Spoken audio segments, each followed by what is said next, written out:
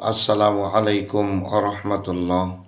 সুপ্রিয় মুমিন মুসলমান, বিশ্ব মানবতা, নূর নবী সাল্লাল্লাহু আলাইহি ওয়াসাল্লামের আদর্শ, আসমান থেকে বেরিয়ে নাজিলকৃত অবতীর্ণ কোরআন, পেকা ইজমা কিয়াস, হাক্কানি ওলামায়ে কিরামের মত আদর্শ, অলি আউলিয়াদের চিন্তাধারার সঙ্গে যদি কোনো ব্যক্তি কোরআনের কাছে আত্মসমর্পণ করে মাথা পেতে নেয়, যদি কোরআনের দিন ইসলামের সকল হুকুম আহকাম আইন কানুন মেনে নেয়, তাহলে ওখানেই আল্লাহর হুকুমত কায়েম হয়। তাই অন্য কোনো ব্যক্তির স্লোগান, ব্যক্তির হুঙ্কার, অন্য কোনো ব্যক্তির আদর্শ দিন ইসলাম নয়। দিন ইসলাম হচ্ছে আল্লাহ এবং রসুলের বিধিবিধান, আল্লাহর বাণী, রসুলের জীবন আদর্শ। এখানেই আমাদের সমাধান।